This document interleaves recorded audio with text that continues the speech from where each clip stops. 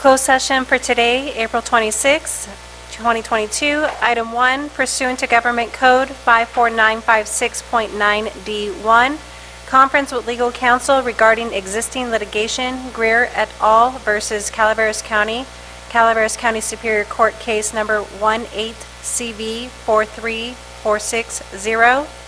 Item 2, pursuant to Government Code 54956.9D2, conference with legal counsel, re-anticipated litigation, one case, significant exposure to litigation. Item 3, pursuant to Government Code 54957.6, conference with county designated labor negotiators Krista Von Lotta and Judy Hawkins regarding the following employee organizations: Service Employees International Union, SEIU, Local 1021, Sheriff's Management Union, Unit, SMU, Calaveras County Public Safety Employees Association, CCPSEA, Deputy Sheriff's Association, DSA, Calaveras Management Union, Calaveras Supervisors Union, unrepresented employees. Item 4, pursuant to Government Code 54657B1, Public Employee Performance Evaluation, Title, County Council. Item 5, pursuant to Government Code 54657B1, Public Employee Performance Evaluation, Title, County Administrative Officer.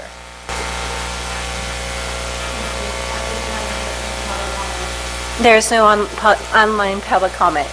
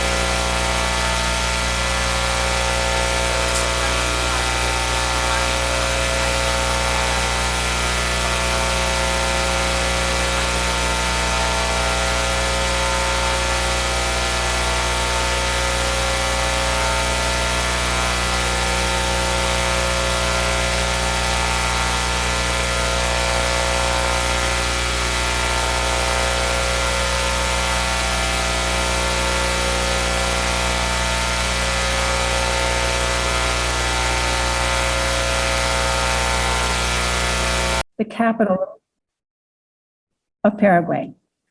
Whatever it is you are struggling to remember is not poised on the tip of your tongue, not even lurking in some obscure corner of your spleen. It has floated away down a dark mythological river whose name begins with an L, as far as you can recall. Well on your way to oblivion, where you will join these who have even forgotten how to swim and how to ride a bicycle. No wonder you rise in the middle of the night to look up the date of a famous battle in a book on war. No wonder the moon in the window seems to have drifted out of a love poem you used to know by heart. So I just wanted to say it was Poetry Month, and please share a poem on Friday. Thank you very much. Beautiful poem. Oh, he has a hilarious poem. You need to read The Lanyard by Billy Collins for Mother's Day. And then I have this for Jack. Jack, no. I'm just going to squeeze it right under there.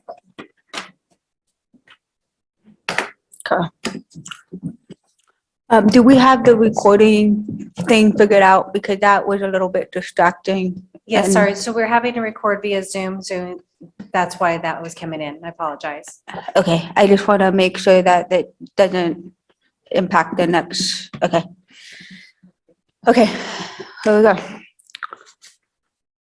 Good morning, Good. Stacy, staff, Board of Supervisors, CAO, County Council. My name is Scott Fischler. I'm a resident of Calaveras County. It disappoints me greatly to be here this morning, airing the county's dirty laundry, something that could have been handled out of public view weeks ago. I'll be reading from a prepared statement for exactness. I begin. My comments are directed primarily, but not exclusively, to County Counsel Sarah Edwards. On March 4th, 2022, I hand-delivered a code compliance complaint to the County of Calaveras, specific to multiple egregious violations to life and safety at Moaning Caverns Adventure Park in Vallecito.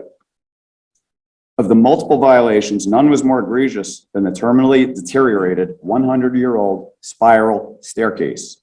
I have provided considerable credible evidence to the County of Calaveras to force Moaning Caverns and its out-of-state ownership to close the staircase before it suddenly and unexpectedly collapses from component failure under load, tragically and negligently causing 36 casualties in an instant on this administration's watch. That is avoidable. To that end, in consideration of the approximately 8,000 revenue guests that have been permitted by the County of Calaveras to enter and use the terminally deteriorated staircase, since I credibly documented to the County of Calaveras that the staircase must be immediately removed from service. Soon the Board of Supervisors will be discussing this matter again in closed session as exposure to major litigation. As well you should, because the County of Calaveras most definitely is exposed. On behalf of the estimated 8,000 guests that have been exposed to extraordinary unmanaged risk without having been provided their right to informed consent, I now am in the process of preparing a victims restitution lawsuit, naming the County of Calaveras as the sole defendant.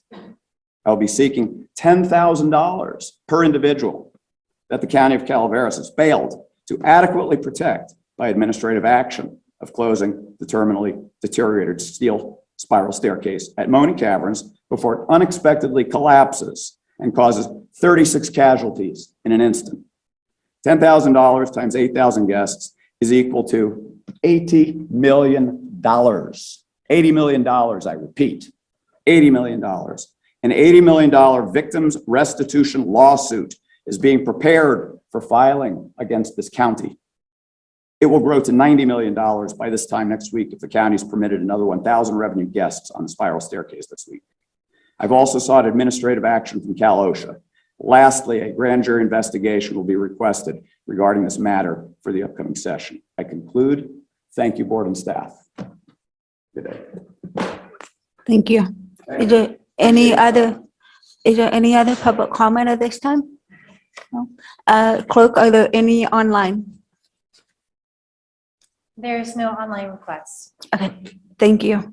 With that, we will move on to consent agenda. Consent agenda items are expected to be routine and non-controversial, and they will be acted upon by the board at one time without discussion. At this time, is there any public comment on consent agenda? There is no public comment on the consent agenda. And seeing none in the room, I will bring it back to the board. Is there any board that wishes to pull an item from consent? If not, I ask for a motion.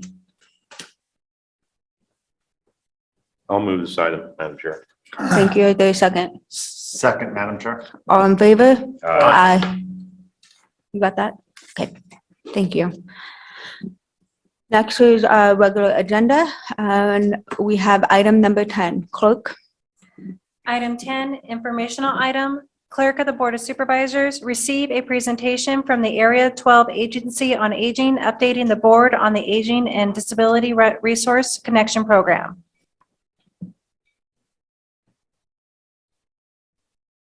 Good morning, Board of Supervisors. My name is Chris McCoy, and I am the Area 12 Agency on Aging, ADRC, Aging Disability Resource Connection, and the 3B INA, Information and Assistance Program Manager.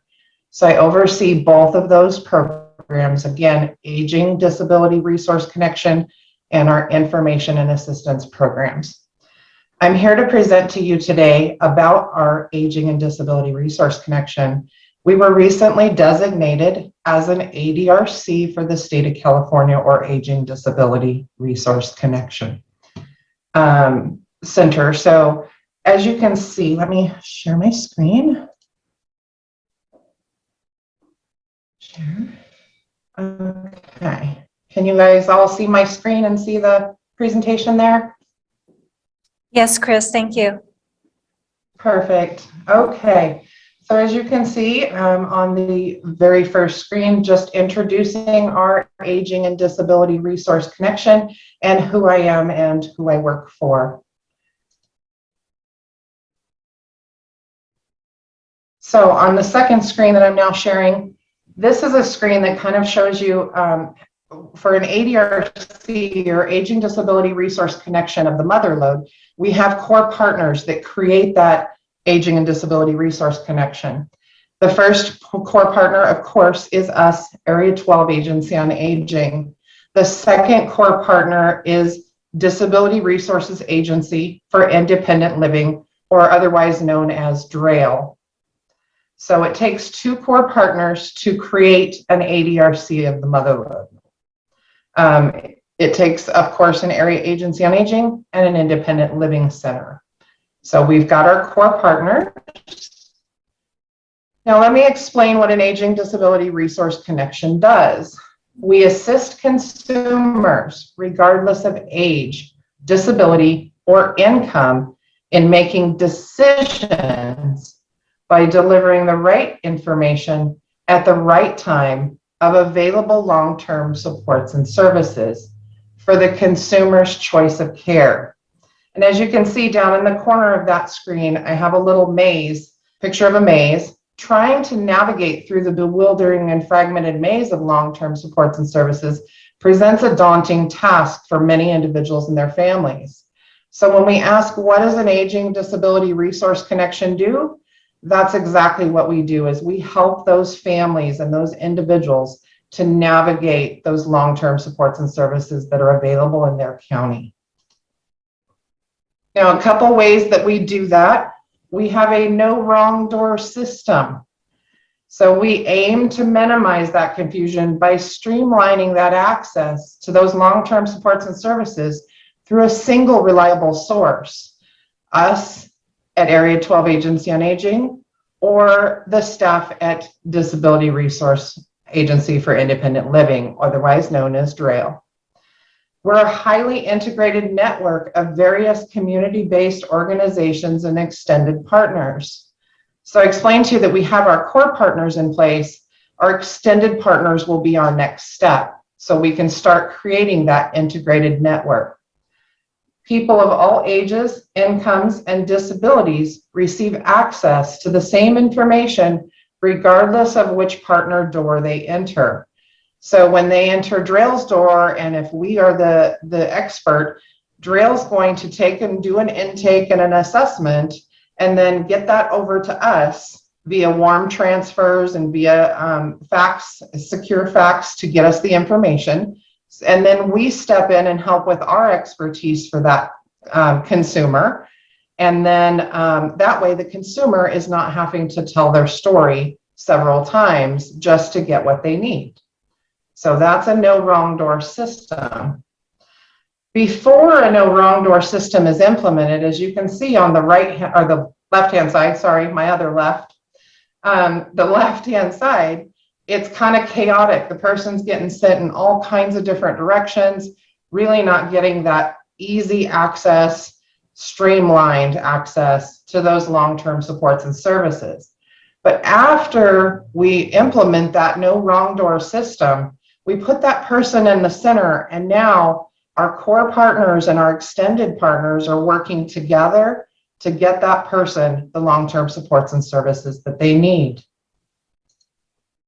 Another thing that was required for an aging disability resource connection is that we practice this person-centered practices, or otherwise known as options counseling. So with our core partner Drail, they are able to do options counseling, have been for many years. They've had the training, but they have also gone through recent training with us.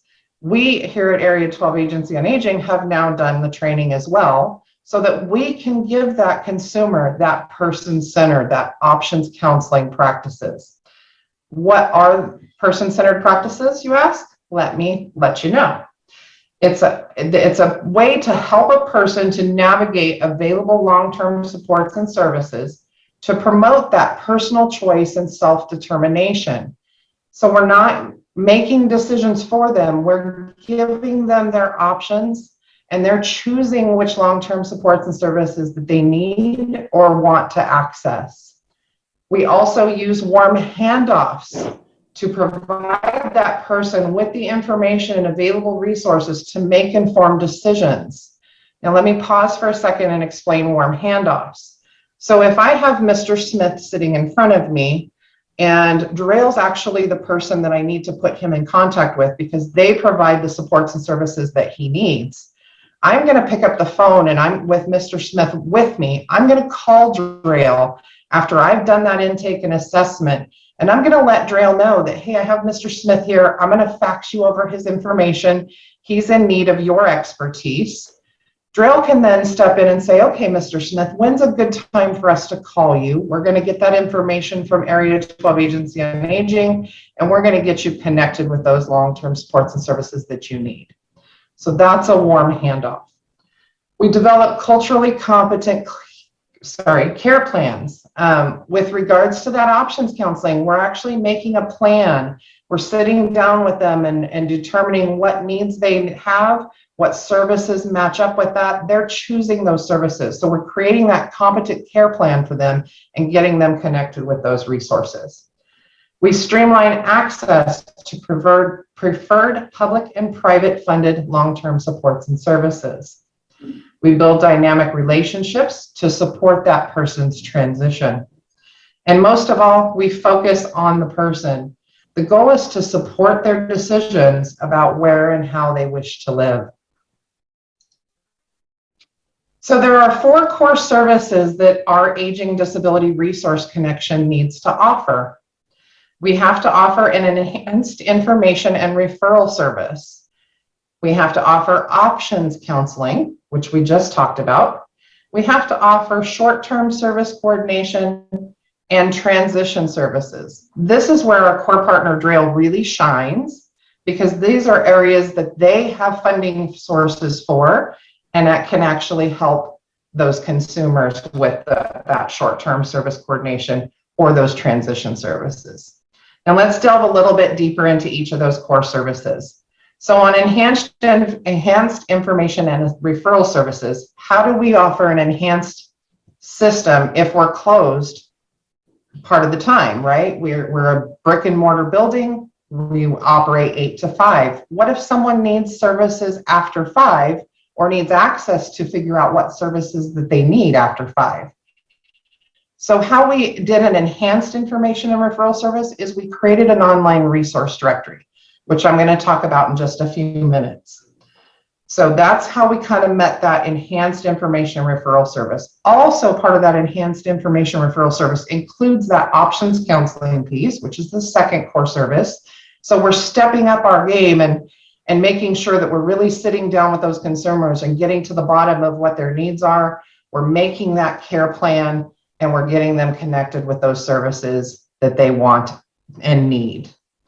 With the short-term service coordination, that's in for urgent situations, things like someone's broken a leg and has been in rehab and is now transitioning to home, but may need a temporary ramp. So that's where we get Drail involved, and Drail can get them that temporary ramp, get them set up so that they can go home safely and continue to recuperate. With transition services, that's more of a long-term thing. That's transitioning from hospitals to home or skilled nursing facilities to home. And they may need more services, more provisions in order to go home. So again, that's where Drail can step in, help the consumer to get those things that they need in order to go home. So earlier I mentioned the enhanced information and assistance. So our Aging Disability Resource Connection of the Motherlode has created an online resource directory.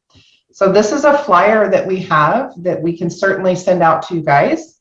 And I would ask that you guys please get this out to your constituents and let them know about this resource directory.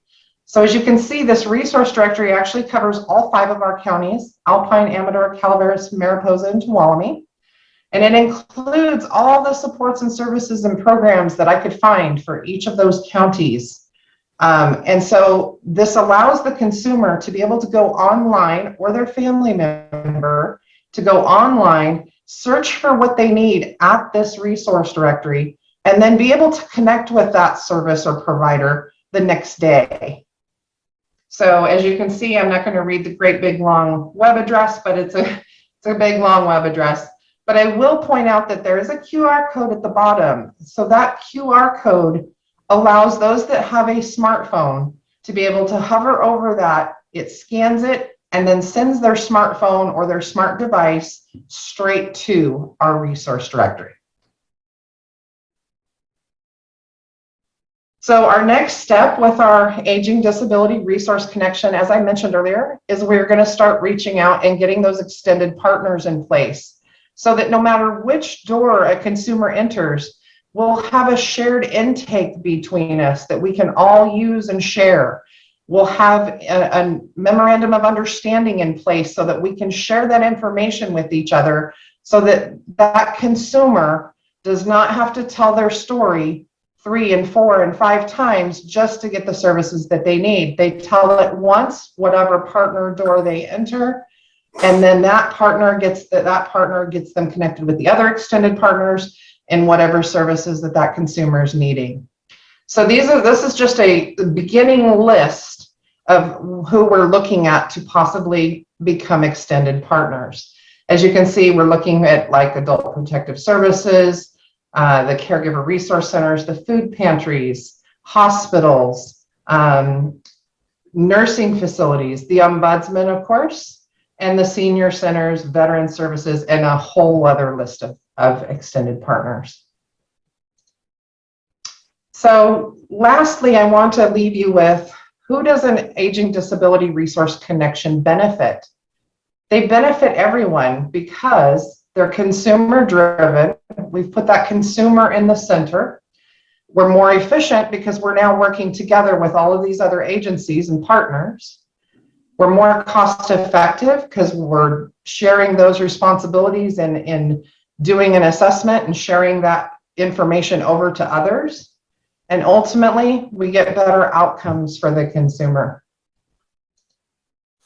So with that, I leave it with you. Any questions or any comments? At this time, is there any question from the board? Thank you for the wonderful presentation. I just, Ms. Calloway. as the board representative on Area 12, Ms. McCoy, I want to thank you for presenting this. I don't think we realize necessarily all the services that Area 12 provides. I'm sorry, you go ahead. Oh, all right. We'll flip a coin. Is Kristen there? Is she with you?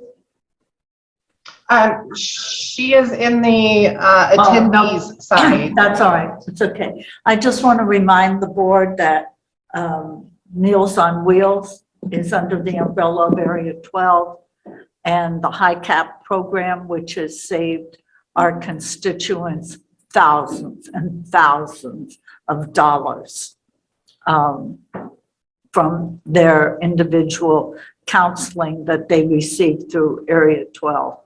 So it's an honor to be on the board, and tell Kristen she missed her opportunity to meet my colleagues, but I'll get her later. Thank you very much for what you all do. Are there any other board comment? Otherwise, I will turn it over to public comment. Seeing none, public comment. Hi, thank you for having me, Chair Fallendorf and members of the board. My name is Susan Gleason, and I'm the supervisor of the Adult Protective Service Agency here in Calaveras County. And as a resource referring agency, we often utilize Area 12 and Derail for many of our aging community members. So when I heard about this, I was very excited to, be an extended partner on this next endeavor with them. So I just kind of wanted to come and support them and, let you guys know that, we're excited to work with them. Thank you. Thanks, Susan. Oh, no, you're fine. It's nice to see how, thank you for coming to overlap how that all works and how we all, everything intertwined and weave together. So if there's not any other question from the board, Supervisor Toffenali? Good morning, Chris. Thank you for your presentation. When I used to be on the Community Action Agency for Calaveras, which is CMCAA, we always gave money to Derail. And I'm not sure, I haven't been on that agency for a while. I'm the alternative, but I haven't sat. Are we still, Ben, you're on that agency? Yeah. Are we still giving money to Derail?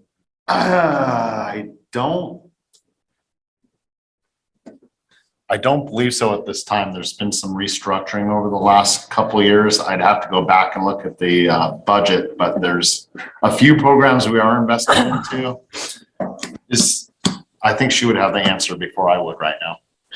Well, the point I was going to bring up is back then we were giving money to Derail, and their primary function was, and I'm not, maybe you could correct me if they expanded some, but their primary function was to provide ramps for disabled people to their homes, handrails inside the showers, inside bathtubs, going up to their house, and even sometimes into pools or their spas so they could get in there and relax. Is that still their primary function at Derail?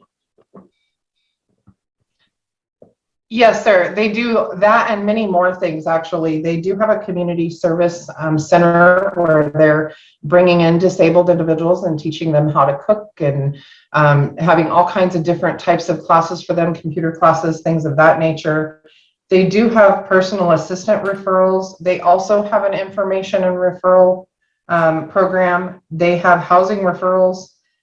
They do individual system advocacy. They do peer advising, volunteer peer support. I mean, they do a lot of different things with regards to disabled. Well, I'm glad to hear that. Thank you.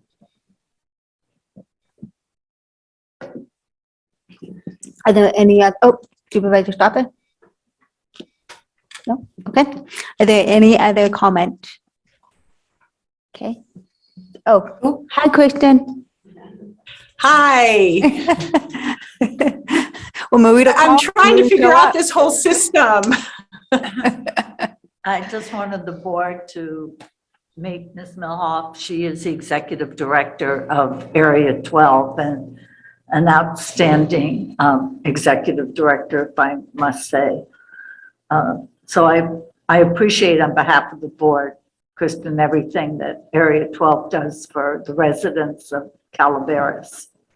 And thank you. Thank you, Marita, for those kind words. And supervisors, I just wanted to let you know, Chris has done an outstanding job with getting the ADRC of the Motherlode up and going, getting us designated. That was took about a 1.5-year process that she did basically on her own until she got additional staff, and working with Drayle as well, of course. And we are so excited that we are moving forward with this incredible program and working with Health and Human Services in Calaveras County. They are actually on our advisory committee. We have representatives from each Health and Human Services in our PSA on that advisory committee, and we are moving forward with that. And we hope to be able to bring you more information in the coming months. And please share this information with your constituents. Chris will be sending you out information at a later date so that you can share the information either on your Facebook pages or your newsletters to encourage individuals to reach out to the ADRC of the Motherlode and to the wonderful services and things that we can provide to the community. So thank you so much for your time this morning. It's greatly appreciated. Thank you, Chris, again for a wonderful presentation. With that, seeing no other comment, we're going to move on to the next agenda item. Clerk? Agenda item 11, informational item. Clerk of the Board of Supervisors, receive a presentation from the Calaveras County Resource Conservation District updating the board on projects. Good morning, Mr. Long. Thank you for being here today. Good morning. So I have a, you want me in? Oh. Wait a minute. What? I don't know. Oh, no, they're giving him, Is there a metal detector on that?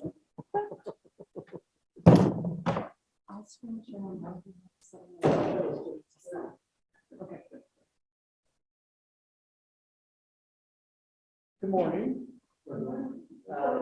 when you talk, just make sure that the light is on, the mic is on. I believe that's. Good. Do it. She's gonna throw things at you from behind. That's a good shot.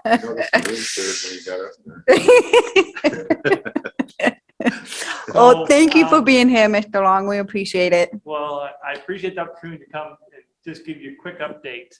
It's been too long for us actually to give an initial update on what the Calaveras RCD is up. But I'm Gordon Long. I've been executive director for the Calaveras RCD since 2018. Prior to that, I was actually a founding member of the board, and I chose to step away as the board because I still need to make money as a person that want to stay in Calaveras County. So I stepped away from the board and became executive director so I could actually be part of my profession. Next. So this is the quick history of us. We are a California special district. We were formed in 2016. We were voted in by the county, countywide ballot measure. We were the last county rural county to get an RCD. An RCD is pretty much, we are under the auspices of the Department of Conservation under the state. So we have Division 9 is kind of what we kind of live by under Department of Conservation. So we try to do work in resource conservation work. I mean, that is our name. And we have a 7-member board. They are approved by the Board of Supervisors. So initially the board was, were given applicants, and that's gone on. And it started off being a 2-year terms for 3 of us and a 4-year term just to make sure every 2 years we had new board members coming on or being reassigned. So I said there are 4-year terms, but they started off 2 years on 3 of those. So next slide, please. And this is just the our board members. So Sid Beckman is president, Keith Halfley is vice president, Brady Du Bois is secretary treasurer, Mike Roby is director, Kent Lambert is a director, Mike Borak is director, and we have one open position of the seven members. We actually have one person who's trying to become the next applicant. He's trying to become a landowner in Calaveras County. To be a board member, you have to be either a landowner or an agent to a landowner within Calaveras County. Next slide, please. And then the staff said, we are all part-time positions and very part-time. Actually, I was quite excited here a month ago. I was actually given the opportunity to charge 10 hours a week to the RCD. So right now, the way that my position works is I only get paid the 10 hours a week, plus if I run a project. And right now I'm running our big project, which is the Murphy's to Forest Meadows project up there along Highway 4. Dana Simpson is our staff accountant. Mary Cole is our webmaster and files manager. Jill Michoud is project administrator for the Murphy's to Forest Meadows project. Lori Plautz is a project manager for our new Wild Ridge project, which is just above Forest Meadows. It goes from Forest Meadows along Highway 4 up to the Darby Russell Road. So that was kind of the one area along that section of Highway 4 that had not been treated. So that's actually going to start. Well, it won't start till after. We were concerned about fire danger for this project. So we actually just accepted a contract and it went through a bid process. We are a special district. We do have to go through the bid process. And that's going to start up, after this fire season. It's 144 acres of fuels reduction work. We give preference to local contractors. The contract that we chose for Wild Ridge is called Left Coast Forestry, and they're based in Tuolumne County, but we consider Tuolumne County a local area. And then Kaylee Dillashaw is another project manager, and she's running another new project we have, which is the Pine Ridge project, which is from Railroad Flat up to Summit Level. And that was a contingency line that was established during the Butte Fire, and there was desire to keep that contingency line open for that portion of upper, eastern Calaveras County. And the last two are Jan Bray and Pat McGreevy. I mean, I think a lot of people know Jan and Pat because they have their fingers on a lot of things and resources in Calaveras and Amador County. And they've actually brought several of these grants to us, and we're the lead agency for these grants. Okay, next. The focus for our, resource conservation are these four items: fuel reduction, fire prevention, forest health, and habitat enhancement. Right now, we've been doing mainly the top three are kind of intertwined. When we do these projects, these fuel reduction projects, they kind of involve all three of those because that is what our kind of constituents want. And that's, I hate to say it, but we are completely grant driven.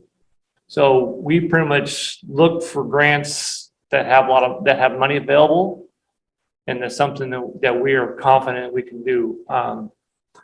I'm not a registered forester by trade. I'm a certified biologist by trade, but I have learned to become a working forester, and that's pretty much what I kind of do. And the habitat enhancement work is something I'm excited to get the RCD involved in.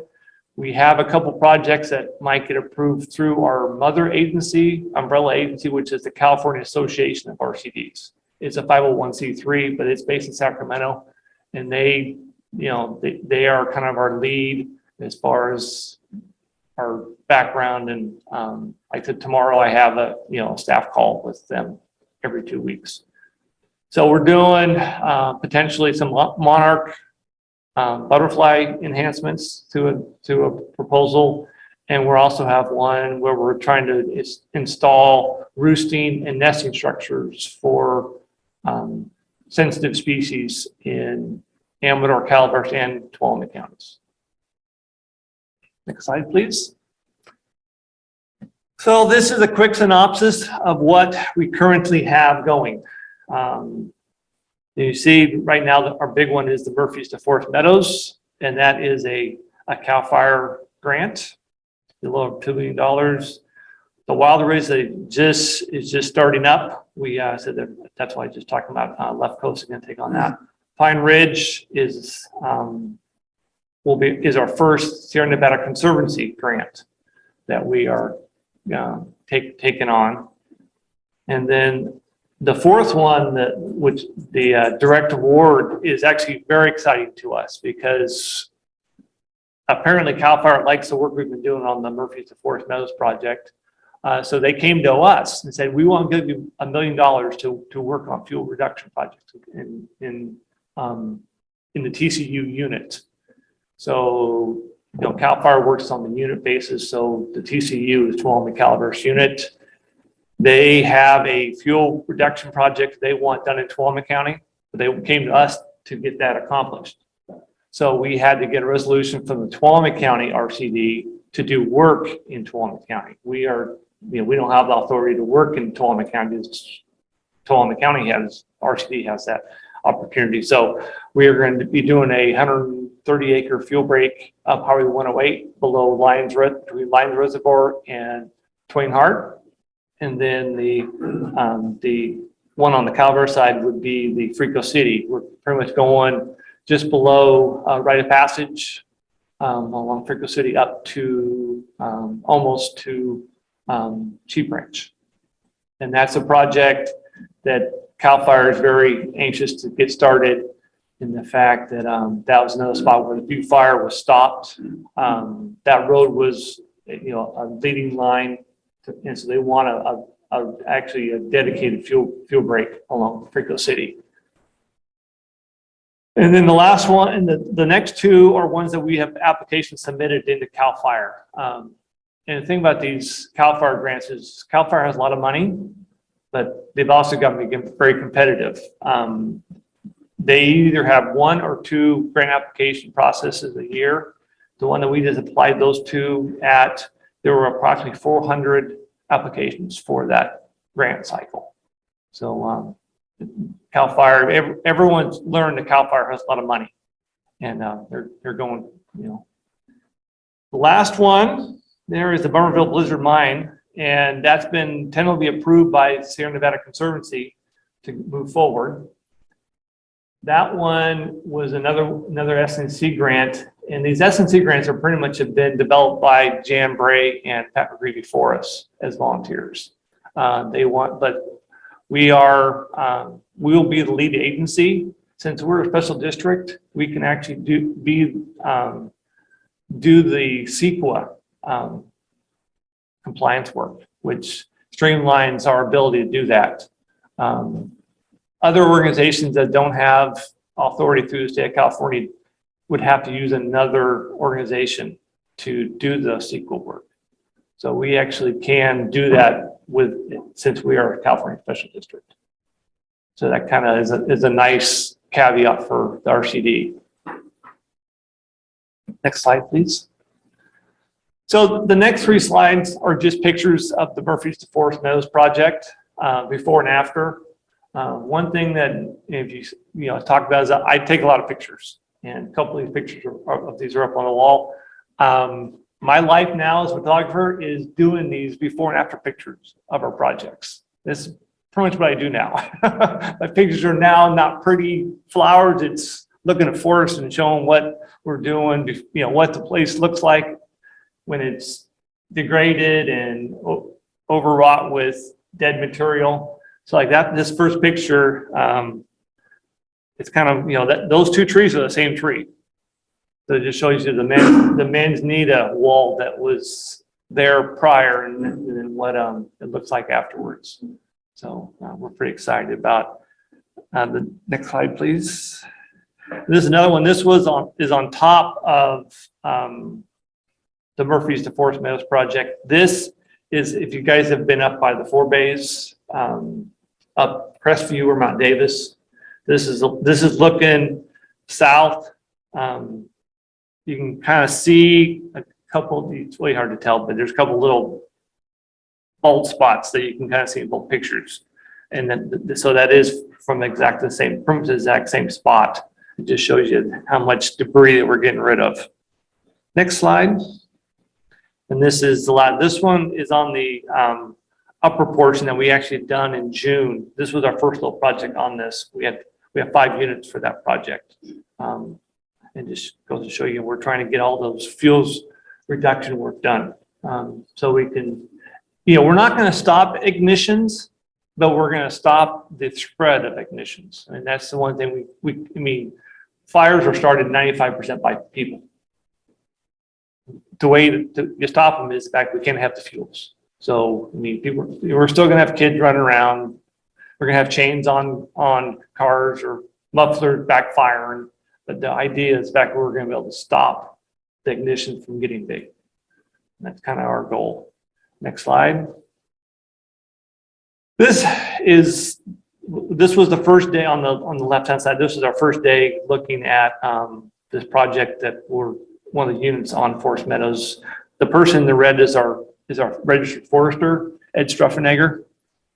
And then you look at what it looks like now. See, you don't believe, but that is actually the Catamadru forebay up on top. But look on the left-hand side, no idea that was there. All of a sudden, you start opening up the forest, and wow, it really makes a difference. So this project really is impacting Utica and Union power sources that on top. That's I think a real big benefit for this project. Next slide. This is my last slide. This just shows you, this was our meeting we had with potential contractors for the Wild Race group. So we had, I believe we had 18 potential bidders for that project. So we're getting a lot of interest, and with the interest, we're also getting more competitive bids. We were concerned because our grants are done ahead of time. We pretty much say, hey, we have a certain amount of money that we would allocate to bidders. So with this increase in inflation, we were kind of concerned, wow, we may not have people wanting to bid for what we can afford, because these bids were put in a year ago. But of all the people that put in, we actually had 10 bidders, and 6 of them were actually under our bid, price point, which was a positive. But it just goes to show you that people, this is it's important work, and we're doing this, and we're trying to protect our communities. So that's my presentation. Questions? Thank you. I'm going to pass it to the board members. It looks like I got a tie. So, Committee Stopper. Well, thank you, Gordon. We really appreciate the work your board, along with you, do. It's crucial in a lot of areas. I mean, we benefiting from it down in Meyer, even on the lower end of the county, even though a majority of the work you end up doing is upcountry. Question. When you do all that removal, I mean, those forests are beautiful afterwards when you start making open space. What do you do with all the everything you take down, all the brush? That's what we also talk about. We talk about removal. We're not removing any fuels. We're just rearranging it. So it's all just turned into mulch. Okay. Yeah, that's one thing we always talk about. Well, we're doing actually, we're not. We're actually rearranging the fuels so it's on the ground. So right. So there's the ladder fuels aren't there anymore. Right. It doesn't climb the ladder up into the higher right. trees. So yeah, it's all there. I mean, there are places where we got 10 inches of mulch on the ground. And like the CAL FIRE and SNC grants, we're not really pretty much allowed to use herbicides. So we're using that mulch as a regrowth deterrent. Okay. Yeah. No, definitely helps with our watershed also. And we appreciate your work, because one of the applications we have is that Northwest Calaveras, we're hoping that gets approved. CAL FIRE and also that that fire district is was very helpful in getting that application in. Yeah, no, it's all good work. We appreciate it all. And we're also, I mean, our board, since our board is countywide, we have some of our board members were, you know, asking, well, we're doing all this work up the hill. Why aren't we doing work down below? So we're trying to make sure that we're doing work countywide. So that's why we're doing we're putting out a Mobile application plus the one, you know, Ross Drive. Ross Drive. Yeah. Jane Lynn. So it affects Mr. Toffenali and my district in crucial spots where there's been fires in the past down there. And, you know, we got a big portion of Rancho Calaveras surrounded through other agencies other than the work that you all are doing. Yeah, absolutely. Right. Yeah, the work that they've done down there looks great. Been clearing up a lot of that manzanita.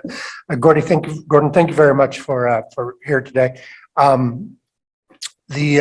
really liked seeing that there were 18 bidders on the last project. I remember you and I talked probably 5 or 6 years ago.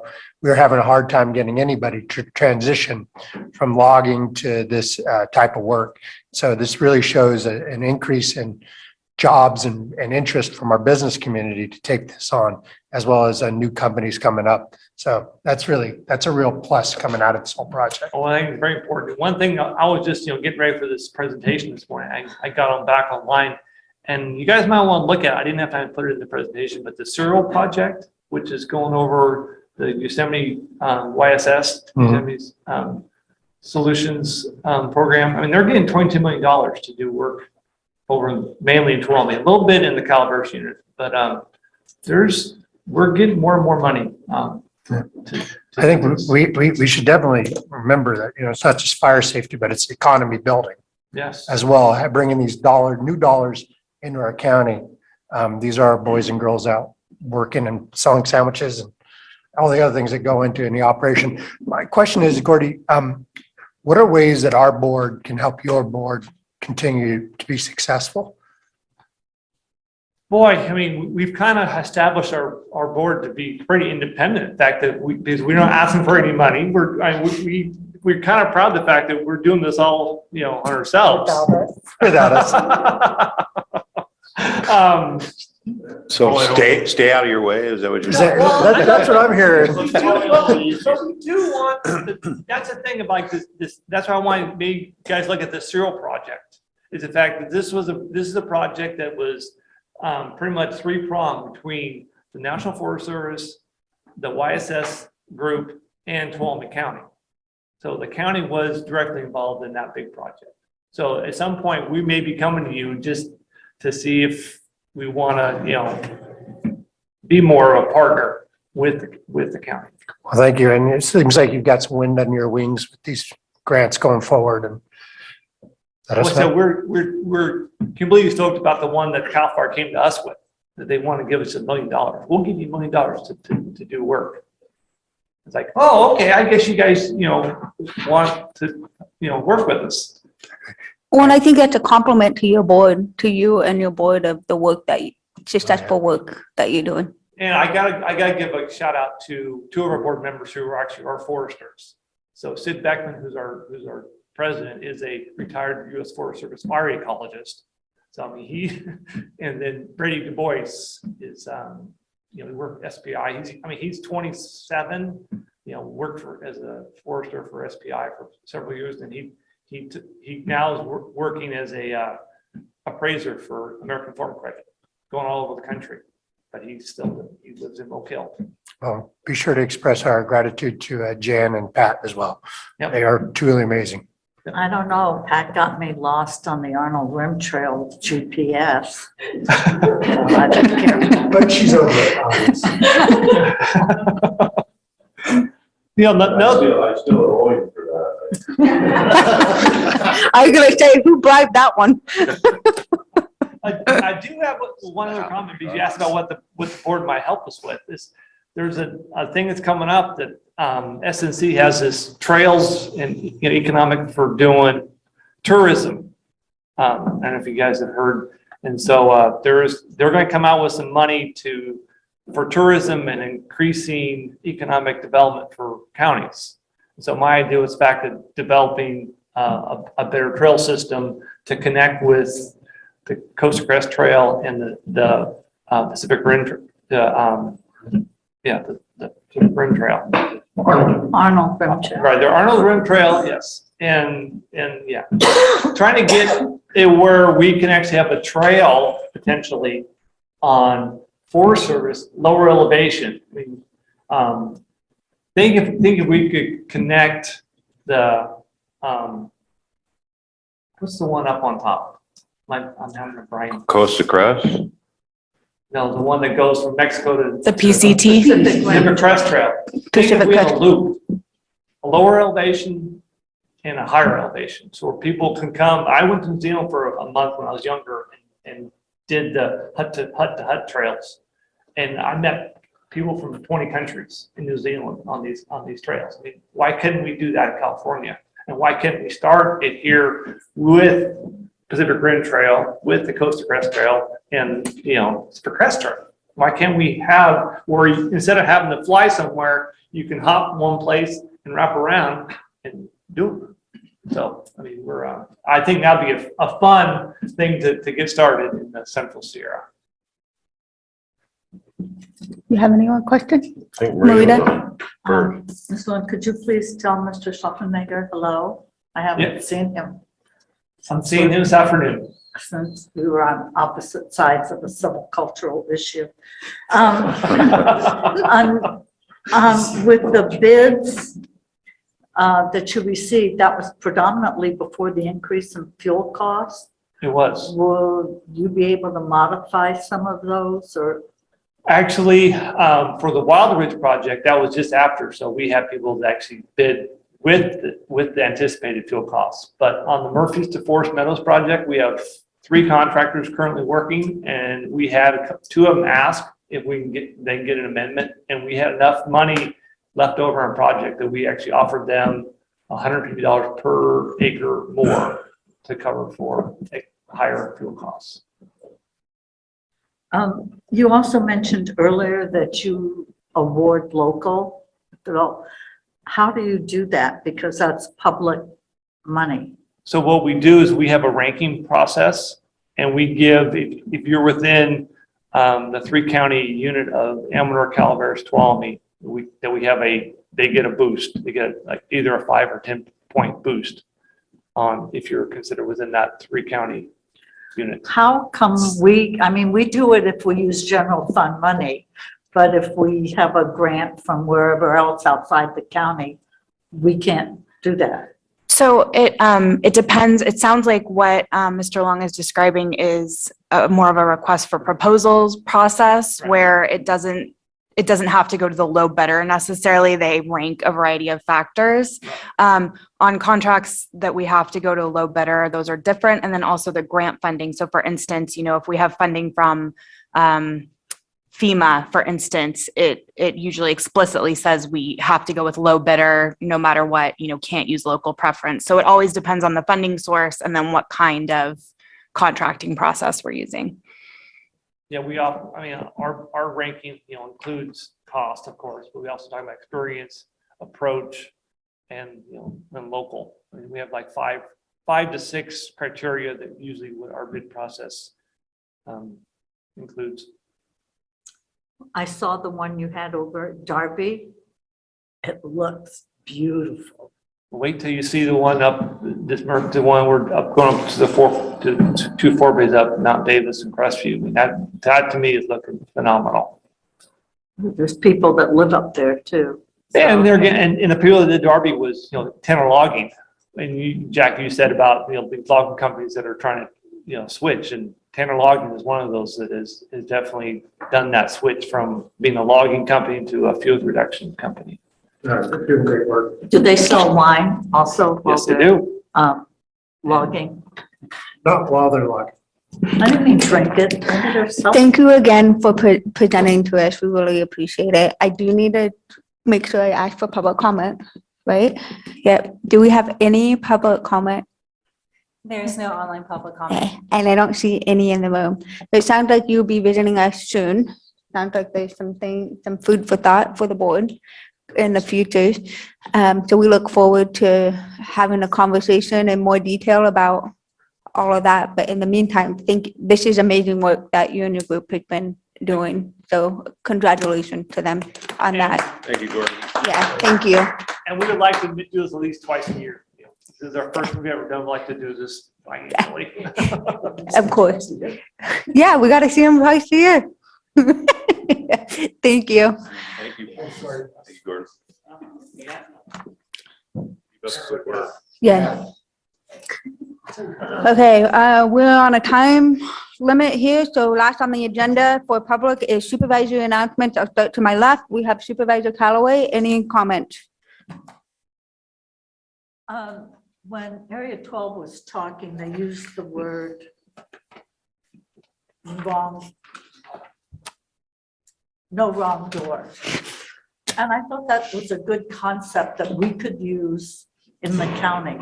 I mean, we've always talked about one-stop shopping and the word just doesn't have any meaning anymore. But that when somebody goes to a department, doesn't matter where, that, and they're at the wrong department, that department takes ownership of where that person needs to go and how they get their issue resolved. I just thought it was a concept, that's something we might want to consider, maybe strategic plan, but it's more an operational issue than a strategic plan. I really like that concept of no wrong door. And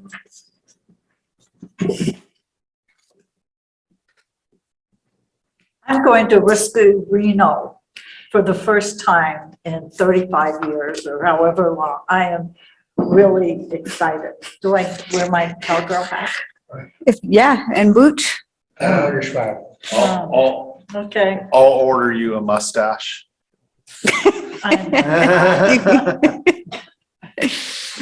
Supervisor Garamendi. Thank you very much, Madam Chair. I had a meeting yesterday with the Insurance Commissioner, Laura.